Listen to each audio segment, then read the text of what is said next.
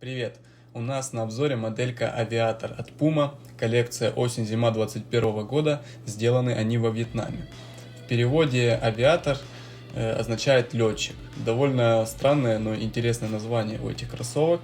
Модель позиционируется как беговая, и причем уже в сторону более такого, скажем так, среднего и серьезного бега. Это такая себе бюджетная версия моделей Nitro, там, серии из Deviate, Velocity и, возможно, еще каких-то моделей.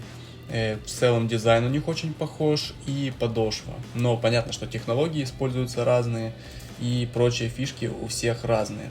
Эта модель идет как унисекс, идут по размерам от трешки UK по 40, не по 47, а по 12 UK.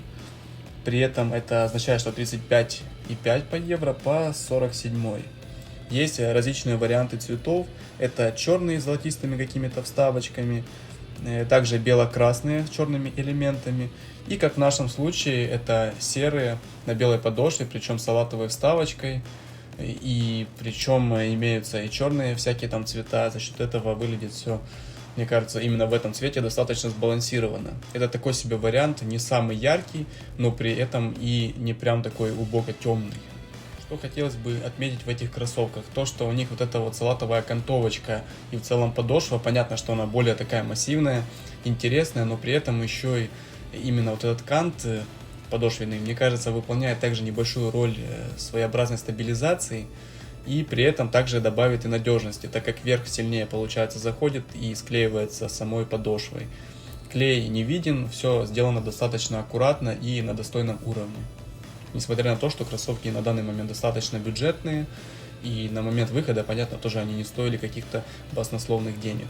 Как всегда по старинке, начнем с верхней части этих кроссовок. Он выполнен полностью из текстиля. Если быть точнее, это 84% текстиль и 16% полиамиды различные. То есть синтетические все элементы, кошка в заднике вот перфорированный идет, лента текстильная с надписью Puma.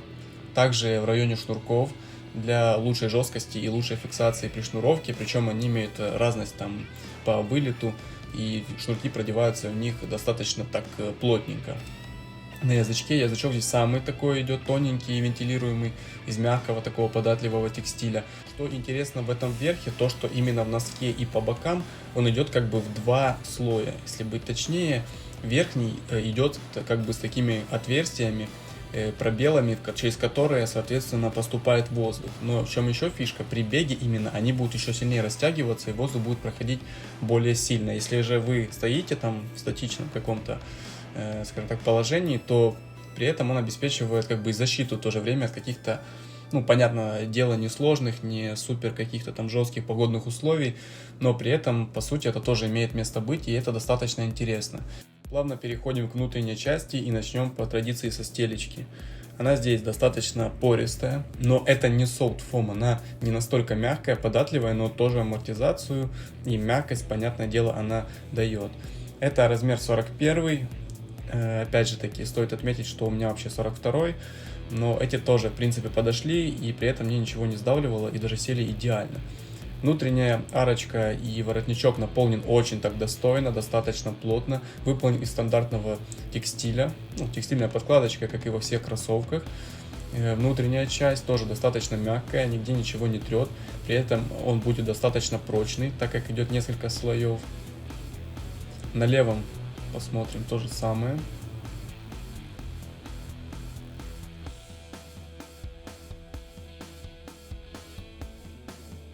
Теперь поговорим про подошву.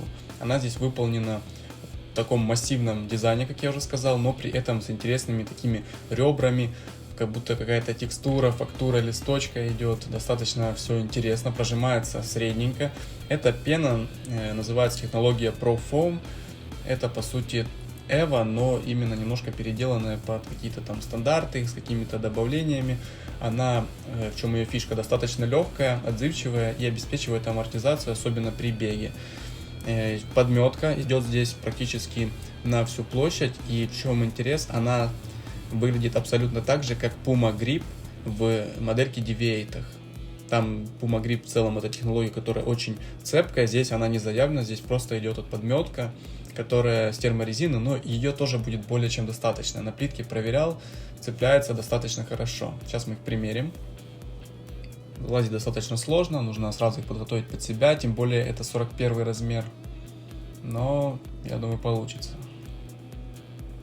Да, все четко.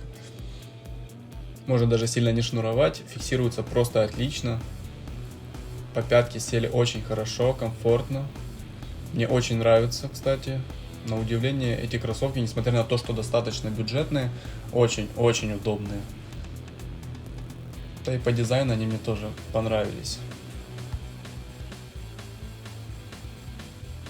Понятное дело, что они выглядят как-то более спортивные. Их стоит рассматривать все же для каких-то тренировок, там, беговых, образно говоря. Но при этом и под повседневные вещи тоже смотрится довольно неплохо, на мой взгляд.